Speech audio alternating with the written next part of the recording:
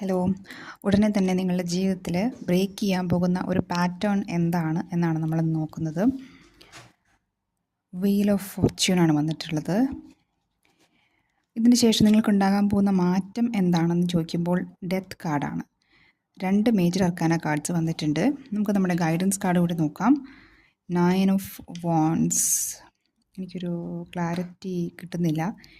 ഞാനൊരു കാർഡ് കൂടി പുൾ ചെയ്യാണ്. Ace of wands. ഇതൊരു മേജർ ചേഞ്ച് ആയിട്ടാണ് എനിക്ക് കാണുന്നത്. 2 മേജർ അർക്കാന കാർഡ്സ് വന്നിട്ടുള്ളത് കൊണ്ട് ഇത് എല്ലാവർക്കും റെസനേറ്റ് ആകുമെന്ന് എനിക്ക് തോന്നുന്നില്ല. ഇത് കുറച്ച് പേർക്ക് മാത്രം റെസനേറ്റ് ആവുന്നൊരു കാര്യമായിരിക്കാം. വളരെ ഡീപ്പ് റൂട്ടഡ് ആയിട്ടുള്ള ഒരു ട്രാൻസ്ഫോർമേഷനാണ് ലൈഫിൽ നിങ്ങൾക്ക് നടന്നുകൊണ്ടിരിക്കുന്നത്. അല്ലെങ്കിൽ വരുന്ന ഒരു 3-4 മാസങ്ങൾക്കുള്ളിൽ നിങ്ങൾ ഫേസ് ചെയ്യാൻ പോകുന്നത് വലിയൊരു ചേഞ്ചാണ്. ഈ ഡെത്ത് കാർഡ് കൊണ്ട് ഉദ്ദേശിക്കുന്നത് നിങ്ങളുടെ ഈഗോ ഡെത്താണ്. അതായത് ഈ മാറ്റം നിങ്ങൾക്ക് കുറച്ചല്ല അത്യാവശ്യം പെയിൻഫുൾ ആയിരിക്കാനായിട്ട് സാധ്യതയുണ്ട്. പക്ഷേ നിങ്ങളതോർത്ത് ഭയപ്പെടേണ്ട ആവശ്യമില്ല. ഇവിടെ നിങ്ങൾക്ക് കാണാമെന്നറിയില്ല, ഒരു സൂര്യോദയം കാണുന്നുണ്ട്. അതായത് ഈ വേദനയ്ക്ക് ശേഷം നിങ്ങൾ കാത്തിരിക്കുന്നത് ഒരു പുതിയ പ്രഭാതമായിരിക്കും. ഇവിടെ 9 ഓഫ് വാൻഡ്സ് വന്നിട്ടുണ്ട് നമ്മുടെ ഗൈഡൻസ് കാർഡിൽ.